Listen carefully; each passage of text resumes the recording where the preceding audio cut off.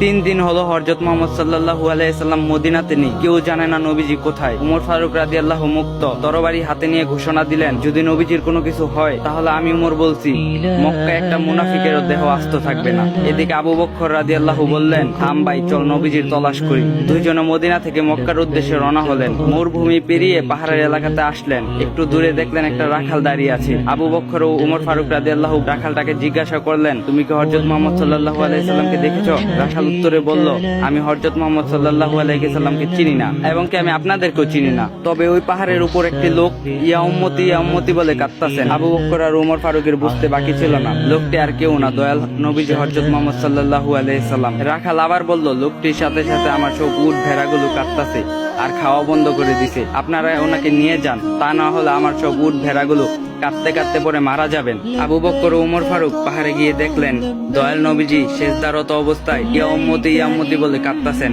নবীজির কষ্টে আবু বকর বললেন, রাসূল, আমি আবু বকর ইসলাম গ্রহণ করার পর থেকে যত আমল করছি সব আপনার উম্মতকে দিয়ে দিলাম, আপনি দয়া করে মাথা উঠান। নবীজি মাথা উঠায় না। আবার উমর ফারুক বললেন, ইয়া রাসূল, আমি উমর যে আপনার মাথা নিতে গিয়ে নিজের মাথা দিয়েছি, সে আপনার উম্মতের জন্য সব আমল দিয়ে দিলাম।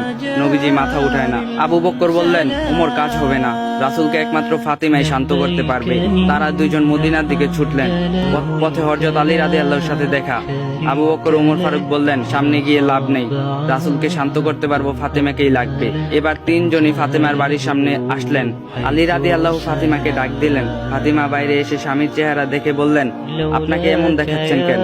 তবে কি মক্কার মুনাফিকরা আমার আব্বাজানকে মেরে ফেলছে? হযরত আলী রাদিয়াল্লাহু বললেন, তুমি তাড়াতাড়ি চলো, নবীজি ইয়া উম্মতি বলে কাঁদতাছেন, মাথা উঠাচ্ছেন না। ফাতিমা দৌড়ে গেলেন নবীজির কাছে, গিয়ে বললেন, আব্বাজান, আপনি সফরের যাবার আগে এবং সফর থেকে ফিরে প্রথমে আমাকে দেখতেন, আমার সাথে কথা বলতেন, কিন্তু আজ 3 দিন হলো আপনার কোনো খোঁজ নেই।